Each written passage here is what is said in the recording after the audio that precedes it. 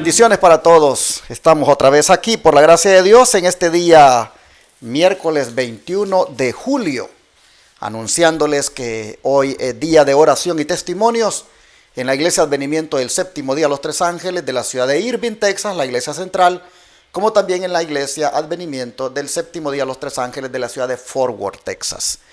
Esperamos a todos aquellos que puedan vivir cerca de estas áreas a que visiten nuestras diferentes congregaciones hoy a las 7:30 de la noche. Hermano Carmelo, ¿cómo está usted esta mañana? Bienvenido. Bendecido varón, aquí estamos en esta mañana para iniciar, ¿verdad?, estas lecciones tan hermosas, tan importantes que han sido para mi vida. Y también pues deseándoles un saludo a la distancia, a los que nos escuchan, a los que nos ven por los diferentes medios, que el Señor nos bendiga a todos y nos prepare para este tiempo que estamos viviendo. Muchas gracias, hermanos, por unirse a nosotros en el proyecto médico misionero que estamos desarrollando aquí en Shepherd, Texas. Hemos visto cómo Dios ha tocado corazones y ha enviado ofrendas, diezmos, donaciones especiales de hermanos y hermanas que no conocemos de diferentes lugares aquí en Estados Unidos o aún de fuera del país. Hemos visto cómo esas cantidades, pocas, pero han llegado. Y Dios se ha encargado de que los fondos estén allí para comenzar a hacer este proyecto. Es cuestión de tiempo para comenzar, porque ya es por asuntos de ley que pues no nos han dado todavía el permiso, tampoco lo han negado. Estamos cumpliendo con los requisitos que nos están pidiendo y en el momento que ya esté todo debidamente presentado para ellos, ellos van a dar el permiso. Pero los fondos, por la gracia de Dios, los estamos reuniendo y queremos dar las gracias, porque ustedes no nos han dejado solos. Ustedes han seguido enviando esos diezmos, esas ofrendas y esas donaciones aquí a este ministerio. Yo hago el llamado para que lo sigan haciendo y también para que si alguien quiere unirse, pues lo haga. ¿Cómo enviar diezmos, ofrendas y donaciones para que el centro de estilo de vida se haga una realidad y se atienda a los enfermos completamente gratis? ¿Cómo podemos unirnos a esto? Llámeme al 214-881-4029 o al WhatsApp más 1-214-881-4029 y le explicaré las diferentes maneras que hay, como son la de paypal.com, que puede enviar por ahí, la de la aplicación Cele, la de la dirección para que envíe cheques o money order, el número de la cuenta del banco y otras más que le puedo compartir. Solo, hermanos, estamos aquí haciendo la invitación y Dios que se encargue de tocar los corazones. Yo estoy muy agradecido por el apoyo que ustedes nos han estado dando. Y vamos, ¿qué les parece a orar ya para el estudio de la lección de hoy, de este día miércoles 21 de julio? Hermano Carmelo, por favor, si quiere orar. Con todo gusto. Padre Santo y Eterno Señor, que mora en las alturas de los cielos, alabamos y glorificamos su nombre. Aquí estamos, Padre, nuevamente para agradecerle por su amor y por habernos traído con su bendición. Acompáñenos en el estudio de su palabra y que todo lo que usted nos hable hoy, Señor, pueda llegar dentro de nuestro corazón, que en nuestra mente, y podamos, Señor, analizarlo y ponerlo por obra, sabiendo que lo vamos a necesitar y que desde ya lo necesitamos. Acompáñenos pues, acompañe los controles y ayúdenos, Padre, para que todo lo que hagamos, lo hagamos para honra y gloria suya. En el nombre de Jesús. Amén. Tocados por un milagro de Dios. Es el subtítulo de la lección de hoy, siempre en el contexto de lo que ocurrió allí con Pablo y Silas en la cárcel y también los presos y el carcelero mismo. Vamos a ver la reacción de este carcelero, hermano Carmelo. ¿Cómo reaccionó él cuando miró que el terremoto prácticamente hubiera permitido que los prisioneros escaparan? Y qué poderoso testimonio de Cristo le demostró Pablo a ese carcelero. Bueno, vamos a seguir como lo empezamos ayer, ¿verdad? Que fue el capítulo 16, pero los versículos 25 y 26. Ahora vamos a hacer del 27 al 30. ¿Qué es lo que nos dice? Dice aquí, se despertó el carcelero y al ver abiertas las puertas de la cárcel, sacó la espada y se iba a matar, pensando que los presos habían huido. Pero Pablo le gritó: no te hagas ningún mal, pues todos estamos aquí. Él entonces pidió una luz, se precipitó adentro y temblando se postró a los pies de Pablo y de Silas. Lo sacó y les dijo: señores, ¿qué debo hacer para ser salvo? Ay, hermanos, aquí esta ocasión, estos sucesos, ¿verdad? Lo que despertaron en este carcelero, ¿verdad? Primeramente hubo varias pensamientos, presagios que él mismo pensó. Dijo: ay, cuando vio que ya todas las celdas estaban abiertas, ¿verdad? Él pensó en matarse. Pero miren la reacción de un verdadero hijo de Dios. ¿Ustedes creen que después de haber sido azotados, maltratados, y que todavía este carcelero todavía los aprisionó con los cepos y la posición en que los dejó, ustedes creen que el apóstol Pablo, como persona finita, como ser humano, como tú y yo, hubiéramos reaccionado de la manera en que reaccionó Pablo y le dijo: no te hagas daño, todos estamos aquí? ¿Ustedes creen, hermanos, que nosotros hubiéramos exclamado palabras así? Nosotros posiblemente, yo lo digo en mi persona: no, pues si me maltrató bien, mira, pues si se va a matar, que se mate, bien se lo merece. Pero hermanos, el Hijo de Dios no piensa así. Si ejemplo nos fue dado cuando maltrataban, injuriaban a nuestro Señor Jesús, todavía Él pudo decir: Señor, perdónalos porque no saben lo que hacen. Así también aquí podemos ver esto, hermanos. Aquí podemos ver que el carcelero, ¿verdad? Eso le llegó muy dentro de su corazón, que al último, ¿verdad?, la pregunta de él fue la que muchos de nosotros deberíamos hacernos, que aún diciéndonos cristianos, que aún estando, ¿verdad?, dentro de la iglesia, ¿verdad?, este carcelero de su corazón pudo salir: señores, ¿qué tengo yo que hacer para ser salvo? ¿Qué quieren que yo haga para ser salvo? ¿Cuántos de nosotros también venimos a los pies de Jesús y: Señor, ¿verdad?, ayúdenos, Señor, a que podamos ser diferentes? Así es que, ¿verdad?, aquí todas estas son lecciones. Yo las estoy tomando para mí, hermanos. Espero que tú también, hermano, hermana. Qué admirable Pablo, que en medio del sufrimiento todavía desea para el que le ha hecho sufrir que no cometa suicidio, que no muera. Esto es algo que pues solo lo puede hacer una persona abnegada, es decir, una persona que se niega a sí mismo y que siempre piensa en el bienestar de los demás. Así nosotros miramos que pues Pablo se solidariza con la condición del carcelero. El carcelero sabe que de acuerdo a la ley romana, lo que le toca es morir, porque ha dejado ir a los prisioneros.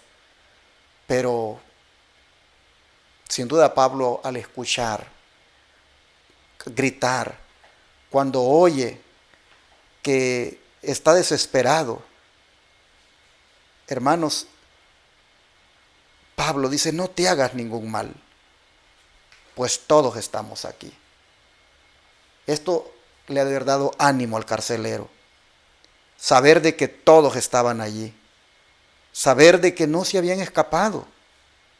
Pero en eso, hermanos, nosotros vemos el poderoso testimonio de alguien que no se aprovecha de la ocasión para huir y dejar que alguien muera. Así nosotros vemos que, impresionado por esta actitud, el carcelero cae de rodillas.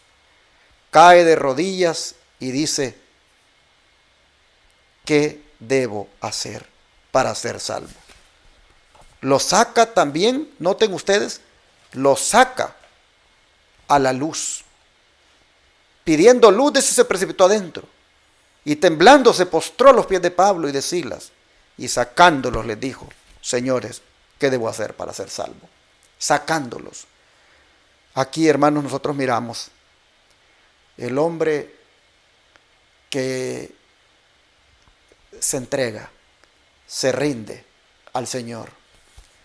Noten ustedes, habla de la salvación.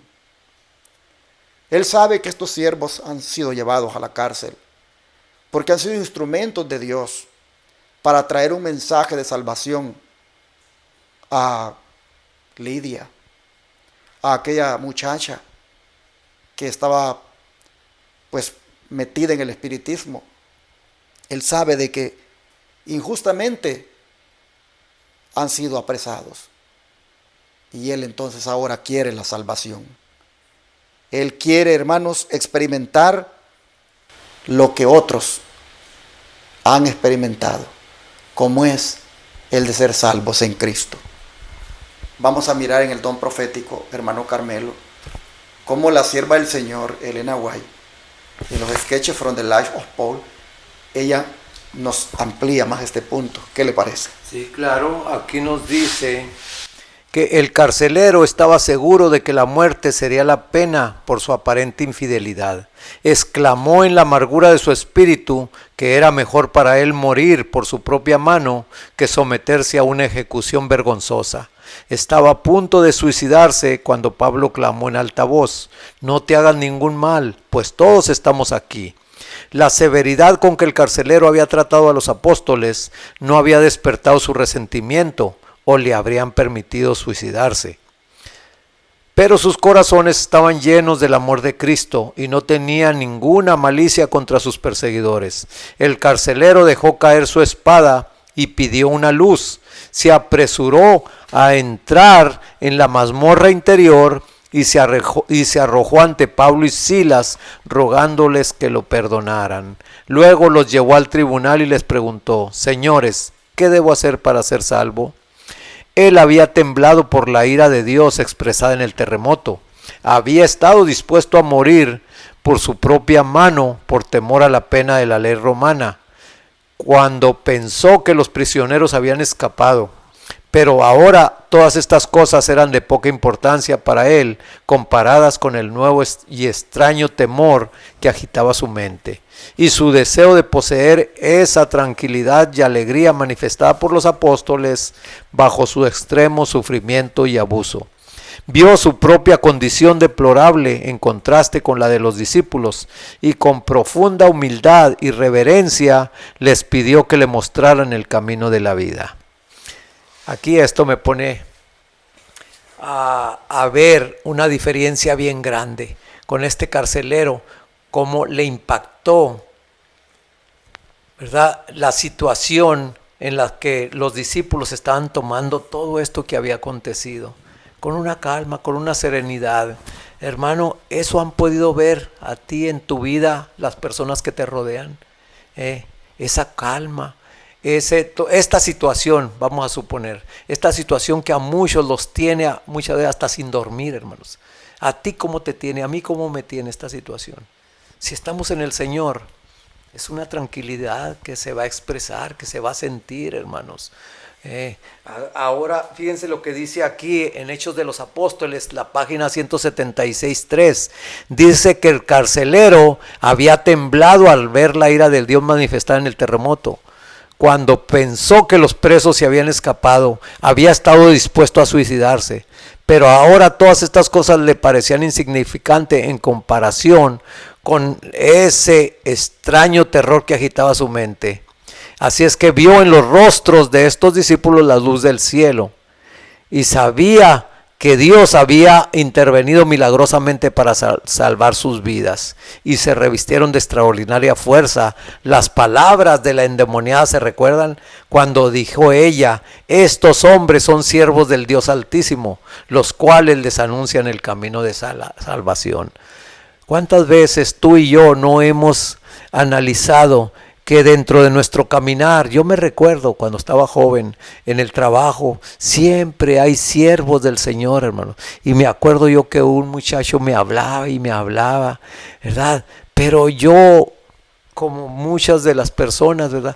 Ay, no, hombre, déjame divertir, déjame, que yo la estoy pasando muy bien. Tú me invitas allí a tu iglesia, pero yo te invito también a un lugar mucho mejor todavía. En mi ignorancia, en mi pensar, ¿verdad?, que yo decía, como yo me andaba divirtiendo, no, ¿verdad? Pero aquí vemos, hermanos, que yo ahora le doy las gracias al Señor por haberme sacado de esas tinieblas, de ese lodo cenagoso y haberme enseñado una vida nueva, una vida que aunque hay pruebas, que aunque hay desafíos, el Señor no me ha abandonado hasta ahorita.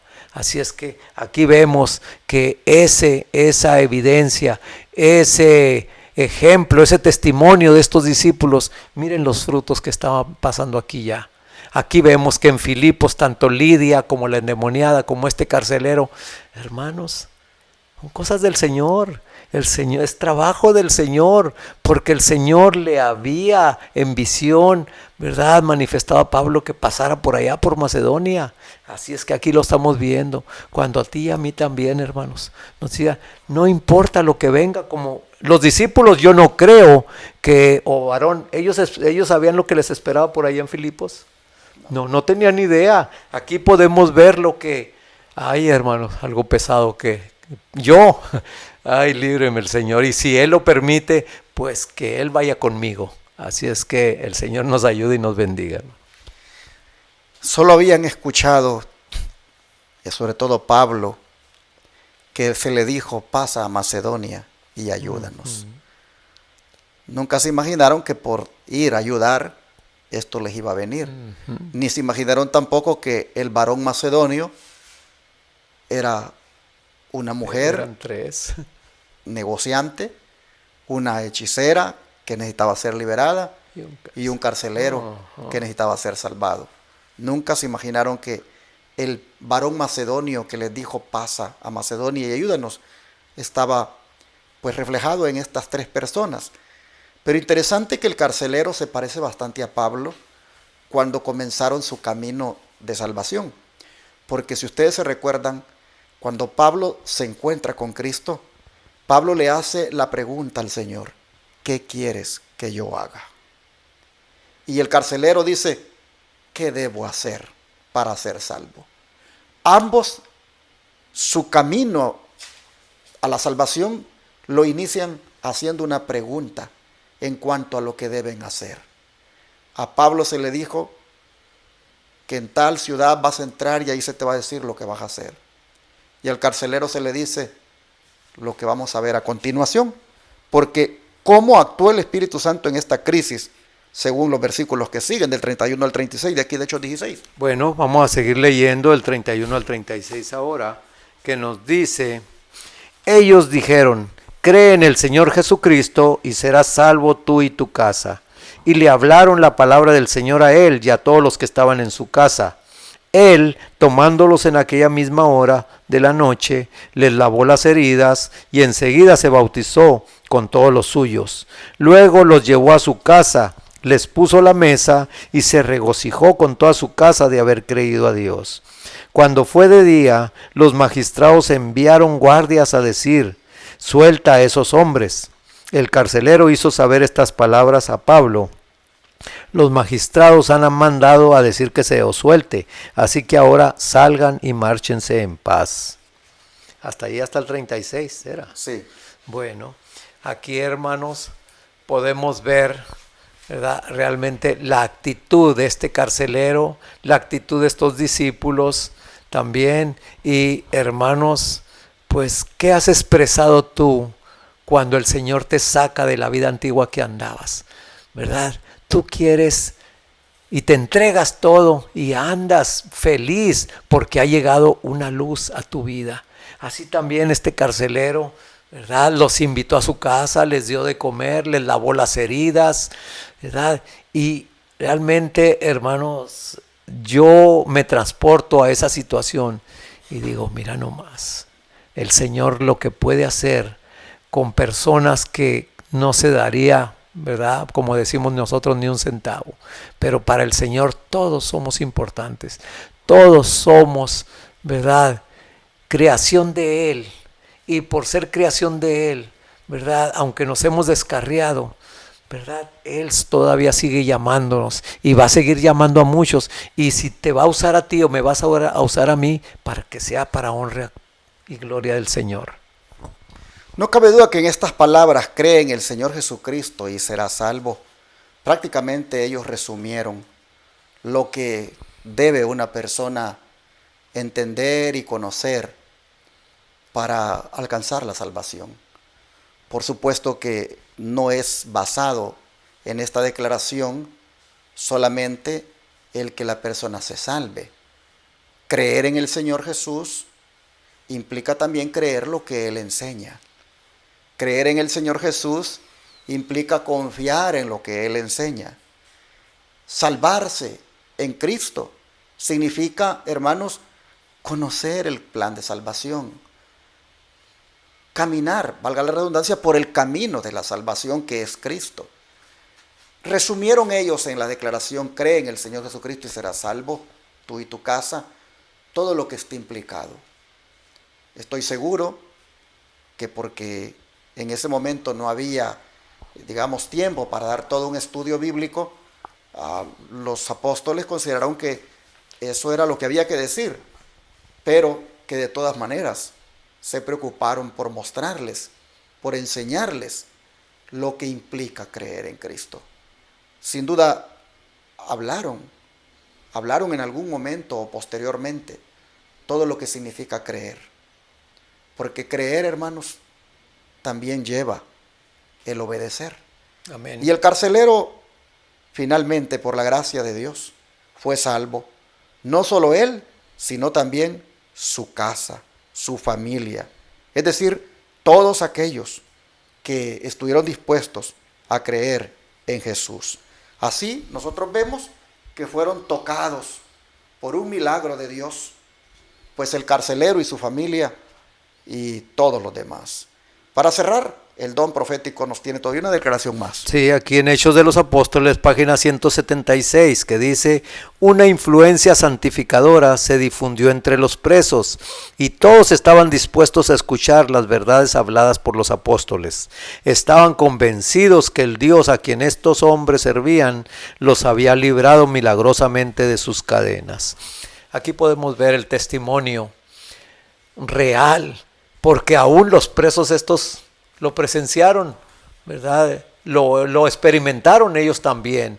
Pudieron ver que este era un poder sobrenatural, un poder que no lo tenían los apóstoles, ¿verdad? Sino que era venido del cielo, todo eso. Ahí podemos ver, como estamos leyendo aquí, ¿verdad? La influencia santificadora que se difundió entre los presos. Ahí la presencia de estos discípulos, lo mismo que tú y yo, donde quiera que estemos, que se pueda sentir esa presencia, hermanos. Así como el perfume que muchas veces olemos de las flores o de personas, ¿verdad? Como que llaman la atención y voltea uno para ver de dónde vienen esos olores. Así también esta presencia de los discípulos cautivaron, ¿verdad? Y fueron de mucho provecho también para estos presos y para este carcelero el haber creído. Y el haber creído implica algo más profundo, hermanos. Implica acción el creer. Y aquí lo podemos ver en este carcelero,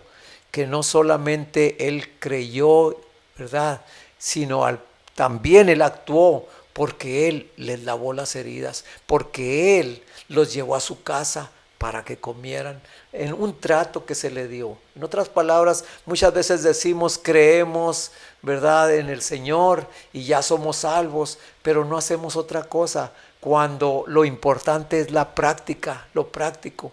Cuando tú ves, ¿verdad?, lo que dice Isaías 58, lo que es el verdadero ayuno, lo que es el verdadero encuentro con el Señor, que de ti van a salir acciones, de ti van a salir acciones que el Señor va a poner en ti para ayudar a cualquier necesitado.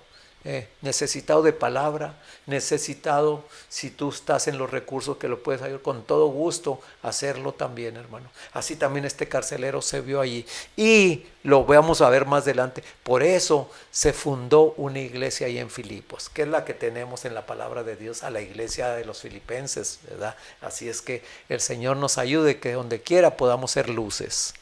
Y cuando el Espíritu Santo ya ha obrado en nosotros, el querer y el hacer por la buena voluntad de Dios, miren cómo cambian las personas, cómo cambiamos. Pues dice que este hombre, el carcelero, les lavó las heridas y enseguida se bautizó él con todos los suyos.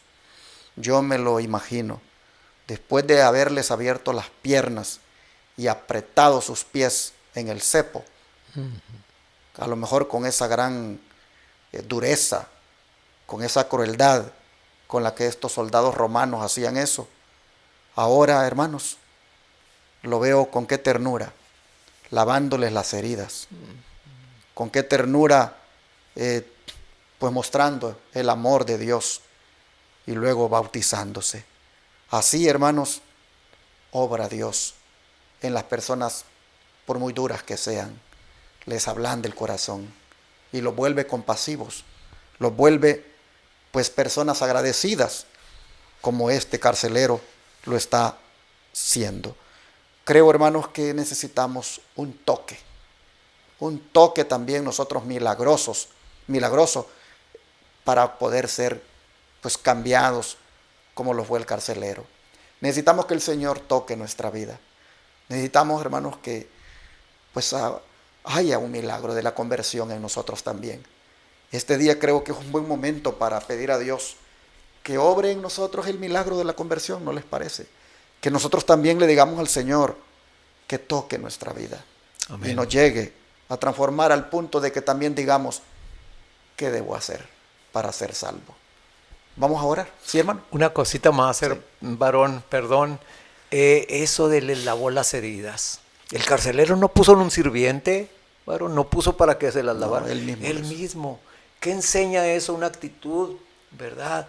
También de servidumbre, también de que uno se despoja aún del cargo o del título que uno tenga, ¿verdad? Ahí le lavó las heridas, sencillez, ¿verdad? Amor ya también por el prójimo. Así es. Y lo más bonito que leímos también aquí, que los presos también, dice el don profético, estuvieron dispuestos a conocer el mensaje. Amén. Así que, hermano, esa campaña fue exitosa. Esa campaña evangelística, hermanos, con sufrimiento, con latigazos, con dolor, con incomodidad.